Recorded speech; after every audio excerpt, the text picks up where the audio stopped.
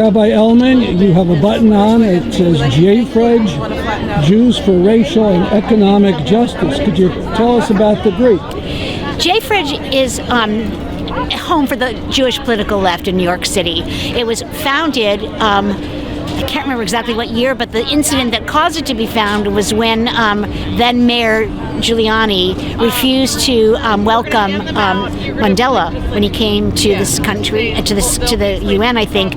And so Jews who were angered by that refusal came and put in a full-page ad in the Times saying, "Jews for Racial and Economic Justice, welcome Nelson Mandela." So that was its origins, and now it is a very active advocate group that its sort of modus is that we work with grassroots organizations to support and advance their work, and we do things a lot around things like the caring majority, around what are the other two things? That's the one that comes to mind now. But a lot of social justice issues, largely in New York City, but also sometimes in New York State. And we've been also very active around the concerns of this city, around the mayor's failure to address the needs of homeless people and the needs of immigrants and refugees coming in. So we're working on a lot of different fronts with that. So here you are near the Javits Center with a protest against the ADL, which seemingly would be an ally. They're against discrimination against Jews. You would have thought.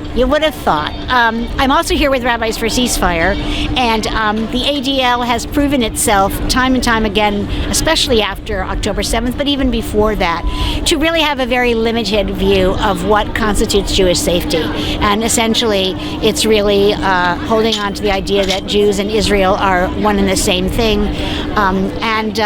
So that's been one problem. But most recently, what we're really finding is that the ADL has taken up the idea that any criticism of Israel is anti-Semitic, and they've most recently, for example, they got very active in denouncing students on campuses protesting the Gaza war, and saw them as real, true threats to Jews.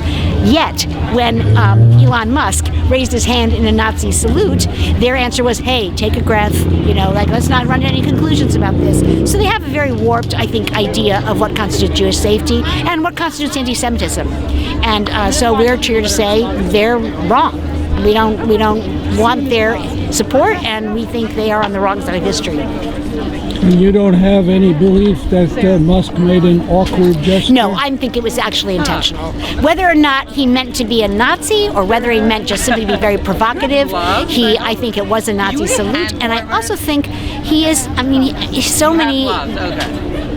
so much evidence for his anti-Semitism. The profiles that he has advanced and allowed to flourish on what was Twitter, now X, his own posts.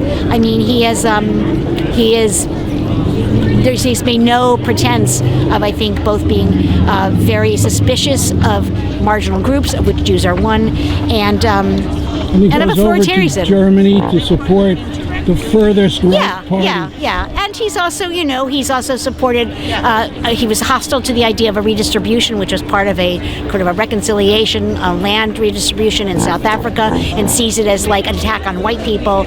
He's a classic, I think, white supremacist, authoritarian bully, much like his co-president.